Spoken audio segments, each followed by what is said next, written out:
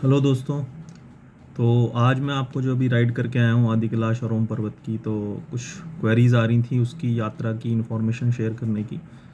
तो मैं उसकी जानकारी शेयर करता हूँ, जितनी डिटेल में हो सकती है उतनी डिटेल में शेयर करने की कोशिश करूँगा। कुछ जानकारियाँ अगर क्रमशः नहीं हो पाई तो मैं बाद में ऐड कर दूँगा उनको। तो आदि कैलाश ओम पर्वत का जो ये रूट है, ये पिछले 3-4 साल से रोड बनी है। इससे पहले ट्रैक का रूट हुआ करता था। और हमने जो अपनी यात्रा है वो दिल्ली से शुरू की थी। अ, दिल्ली से हमें जाना पड़ता है पहले पिथौरागढ़। तो पिथौरागढ़ कुमाऊं रीजन में एक उत्तराखंड में शहर है, बहुत बड़ा शहर है। और ये दिल्ली से करीब पड़ता है 450 किलोमीटर। और जो ट्रैवल टाइम दिखाता है गूगल, वो 8.5-9 घंटे दिखाता है। अगर लगातार चलें तो इतने समय में पहुंच भी जाएंगे। बिल्कुल सही रोड है, बढ़िया रोड है, कोई दिक्कत नहीं है। और पिथौरागढ़ में क्योंकि होटल्स हैं, अच्छे हैं, बट क्योंकि काफ़ी पॉपुलर हो गई है ये जगह और लोग काफ़ी आ रहे हैं, तो इसलिए पहले बुकिंग करा के जाएं। वहाँ 3,000 में, 2,000 में, 4,000 में आपको एक रूम मिल जाएगा बढ़िया। इससे कम में भी मिल सकता है।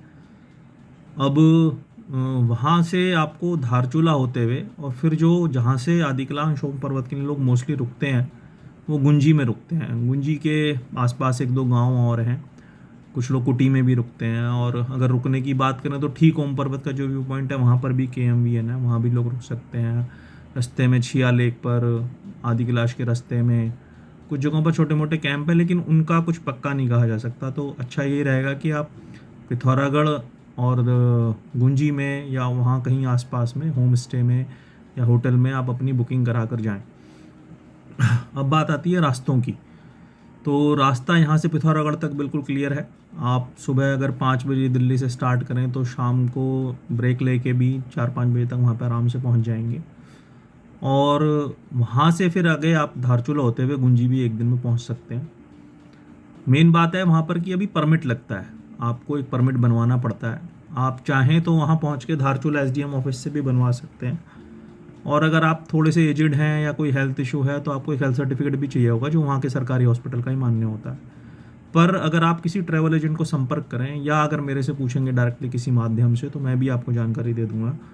तो आप पहले भी आधार कार्ड और एक फ़ोटो भेज के वो बनवा सकते हैं परमिट। और हेल्थ सर्टिफिकेट भी वहाँ पहुँच के जल्दी बन जाता है अगर आप ट्रैवल एजेंट की मदद लेते हैं। आमतौर से 1,000 रुपये तक का खर्चा आता है इसमें में। अब बात आती है रोड स्टेटस पिथौरागढ़ के आगे। पिथौरागढ़ तक तो सब बढ़िया है। तो जैसे जैसे आप धारचूला की तरफ जाएंगे रोड थोड़ी थोड़ी पैचेस में ख़राब होगी, मोस्टली बढ़िया ही है। पर जब आप धारचूला क्रॉस करने के बाद में गुंजी की तरफ जाएंगे तो कुछ एक पैचेस काफ़ी ख़राब आते हैं। इतने ख़राब आते हैं कि अगर आप सीजन ड्राइवर हैं, थोड़ी आपकी गाड़ी में और आप में भी दम है तो आप उस पर कर लेंगे, अदरवाइज़ आप फंस सकते हैं। बात आती है बाइकर्स की।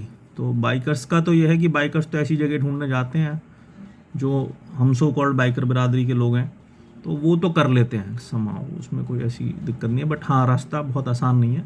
कुछ एक इंक्लाइन तो काफ़ी ख़राब हैं। कुछ गाड़ियों को हमने असफल प्रयास करके वापस जाते हुए भी देखा है वहाँ पे। तो अगर आप कार से ट्रैवल करना चाहते हैं तो या तो आप में दम हो, आपको थोड़ा सा इन चीज़ों का आइडिया हो। अगर नहीं है तो फिर मैं सजेस्ट करूँगा कि कुछ ट्रैवल एजेंसीज़ और ट्रैवल एजेंट जो है आपको पूरा पॉइंट टू पॉइंट सर्विस देते हैं, पूरा दर्शन करा के। काठगोदाम से भी देते हैं, क्योंकि काठगोदाम तक मोस्टली ट्रेन्स आती हैं कई जगहों से। और आपको धारचूले या पिथौरागढ़ से भी कैंपर मिल सकते हैं, तो वहाँ आप अपनी गाड़ी खड़ी करके पार्क करके वो भी सर्विस ले सकते हैं। वो जानकारी अब गूगल से, विभिन्न ट्रैवल ग्रुप से या मेरे से भी मांगे तो मैं भी दे सकता हूँ, वैसे भी कर सकते हैं।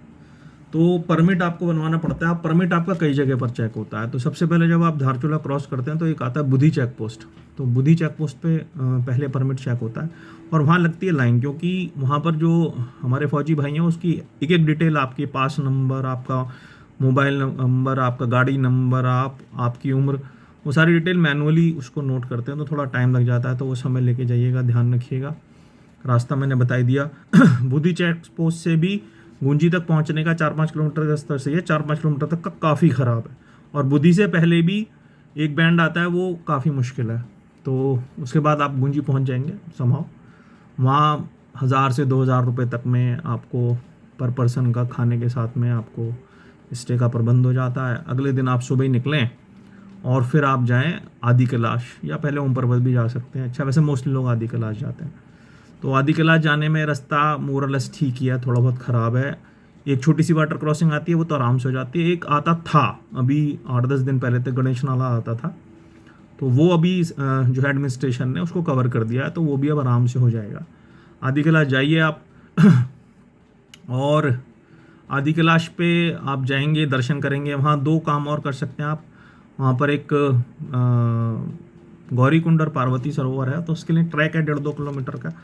तो आप चाहें तो पैदल करें, पूरा दिन लग जाएगा। अदरवाइज़ वहाँ पर खच्चर चलते हैं, 3,000 रुपये पर पर्सन के आसपास चार्ज करते हैं। तो दोनों जगहों के दर्शन, भीम की खेती, वो सब वहाँ पे करा देते। तो इसमें अगर आप इतना सब करते हैं वहाँ पे, तो हमने तो नहीं किया था, तो आपको पूरा दिन इसी में लग जाएगा, क्योंकि लगभग 35 किलोमीटर गुंजी से 36 किलोमीटर जो है आदि कैलाश का व्यू पॉइंट है।